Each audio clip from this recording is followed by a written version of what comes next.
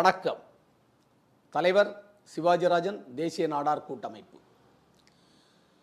பெருந்தலைவர் காமராஜர் ஐயா அவர்களை இழிவுபடுத்திய திருட்டு திமுகவை நாம் வீட்டுக்கு அனுப்ப வேண்டும். தமிழர்களாகிய நீங்கள் முடிவு செய்யுங்கள். வாக்காளர் பெருமக்களே, உங்களிடம் நாங்கள் கேட்பதெல்லாம் 9 ஆண்டு காலம் சிறந்தாட்சி தந்த பெருந்தலைவர் காமராஜர் ஐயா.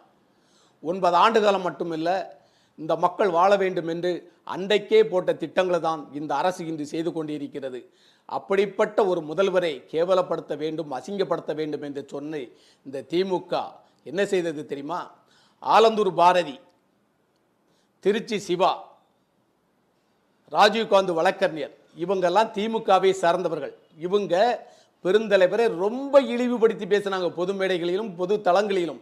அப்போது நாங்கள் பல போராட்டங்களை முன்னெடுத்து செய்தோம். தேசிய நாடார் கூட்டமைப்பு, நாடார் சங்கங்கள்லாம் போராட்டங்களை எடுத்து நடத்தினோம். இந்த போராட்டத்திற்கு எந்த விடிவும் கிடைக்கவில்லை.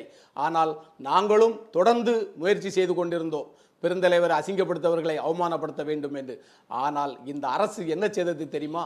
திமுக அரசு பெருந்தலைவரை நாம் அசிங்கப்படுத்தினால் மட்டும் காணாது, என்ன ஒருவரை வைத்து அசிங்கப்படுத்த வேண்டும் என்று சொல்லி யூடியூப் சேனல் முக்தர் என்ற ஒருவரை வைத்து பெருந்தலைவரை கொச்சைப்படுத்தினார்கள்.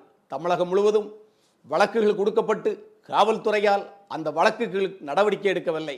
ஆனால் இந்த தமிழக அரசு, ஸ்டாலினுடைய அரசு முக்தாருக்கு காவல்துறை பாதுகாப்பு கொடுத்தது.